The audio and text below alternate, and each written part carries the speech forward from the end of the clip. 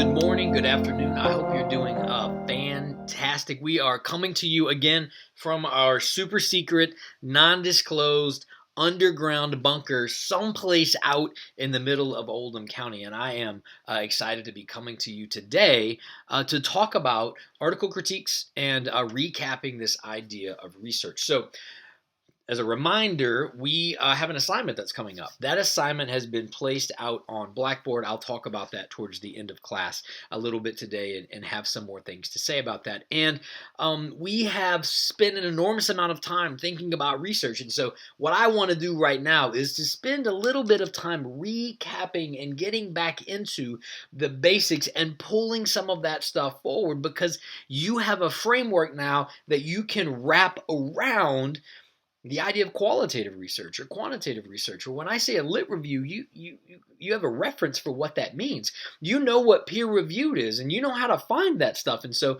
I don't want to just kind of gloss over some of that. I want to dig back into that. So without further ado, I'm going to switch over to some slides, and I'll come back at you towards the end of our presentation. So as we jump into some of the content today, what I want to do is just overview kind of what have we been talking about for the last couple of weeks in our class. And remember, we talked about different kinds of research and different kinds of ways in which we can go about methods and how we combine those things. So let's talk about critiquing research and kind of recapping all of the things that we've been working on. So our objectives for today are just to recap those concepts and then to think about critiquing research from a scholar practitioner perspective. Now, so if we go way back into the very beginning of our class, we asked this basic question: what is research? Now, your idea of what this is completely informed. Now that we've gone through quantitative and qualitative methodologies, we've dug into the literature, we really do know what research is, but I don't want us to miss the simplicity of this definition because it has some implications for us later on in our hat. Remember that research is this.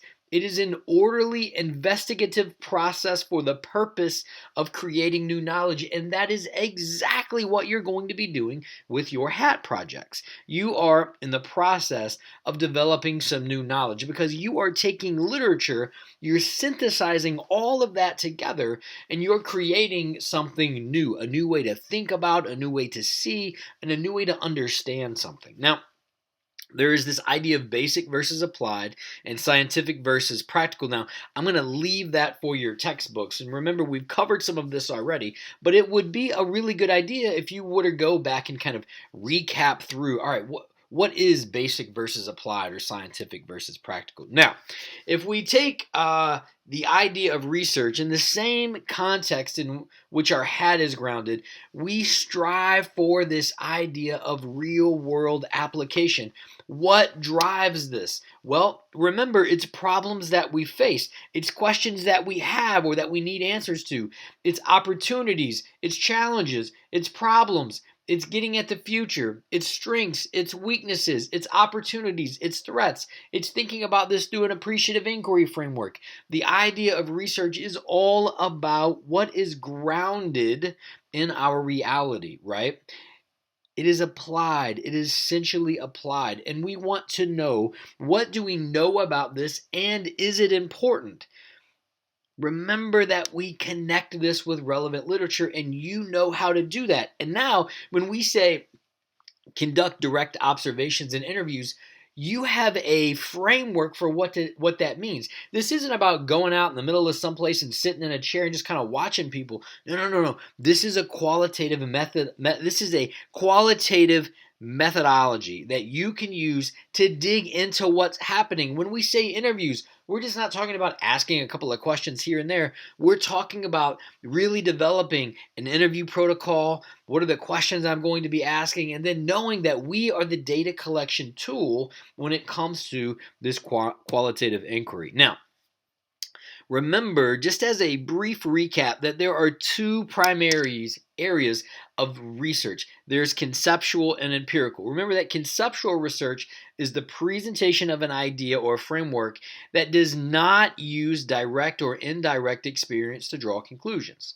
Now, by now, you've heard me say that 100 times, but don't miss it or confuse it with empirical research, which is gaining knowledge by the direct or indirect experience through the explicit use of data to draw conclusions. These two things are very different. Now, in conceptual research, we talked about theory building and lit reviews, and we talked about not only lit review as a product, something that you're going to be doing, like, for example, in your hat, but the literature review as a process. How do we find this information that we are going to synthesize and make meaning around? And then there is empirical research. It's quantitative and qualitative. And we've spent the last month, can you believe we spent the last month digging into what is quantitative research, what is qualitative research, and how do we distinguish between those two? And now you have a framework for understanding that. Remember that we draw from the scientist practitioner approach. It draws on a method of investigation. Remember, research is an orderly process, so it draws on a method of investigation, but it also draws on past experience and current state under the scholar practitioner model, and we strive for application. We don't strive to create meaning for the sake of creating meaning. But when you're thinking about your hat project and you're thinking about this article review, which is going to be coming due soon, I want you to be thinking about the application of what you're saying. If you are saying it in a vacuum without any context, it matters very little what you write. We are striving for application. Now, don't miss my friend the bear here. If you were to see me, and I'm going to show you in a minute, I've got my friends the bears here kind of hanging out with me. Remember, problems can sound big and fuzzy, right? They can be non-specific and abstract, and we have to cut through that. Now, the way in which we cut through that is we use evidence-based practice to drive data-driven decision-making. Evidence-based practice to drive data-driven decision-making. We operationalize research questions as specific, right? And when we say things might be fuzzy, we're thinking about slow enough, not enough, too much, too high, too cold, too hot. What does too hot mean? What's the threshold? Where do we find that? How do we know what drives the challenges or opportunities? How do we operationalize something that's fuzzy? Ladies and gentlemen, we go to the literature and we conduct research. We make meaning of what we know, and we frame that within the context of our opportunity, our challenge, or our problem, right? And so we want to take these fuzzy concepts, performance, engagement, satisfaction, diversity. We want to frame them as something very specific. When we say engagement, what do we mean? When we say diversity, what are we talking about? What's the lens in which we're bringing to this? And remember, we strive for application. Now, as we wrap up today, if you have not yet checked out the APA module or modules, you need to do that on our Blackboard site. You have access to that. It may even be worth a refresher for that. And there is an assignment coming up on the article review, article critique. The instructions for this are posted to Blackboard. Now, there's a couple of things I want to mention with this. The group assignment, you will be working in groups to give peer feedback. I've explained this in the announcement, but I've also put some instructions embedded within that assignment, and I've added some peer-reviewed guidelines.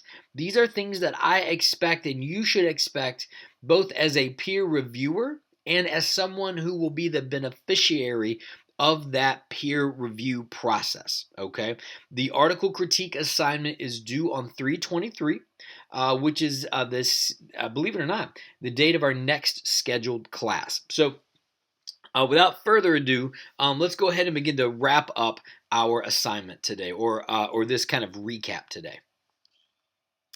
So you can see I've been joined here by my friends as a visual reminder about what it looks like when something's fuzzy. It's super cute. We want to hug all over it. And I just wanted to kind of hang out with my fuzzy bear friends today. And as you think about your own constructs and opportunities and challenges that you're digging into for your your hat project. Now, I mentioned at the end of the slides that there is an assignment coming up, and I just want to underscore the work of the group together. You will be, for a lack of better term, working with someone to help their paper get better, right? So the idea of group work isn't about putting a new burden on you, but it really is about how we work together to sharpen our saws together and sharpen our research intellect. So I've posted some instructions for that online.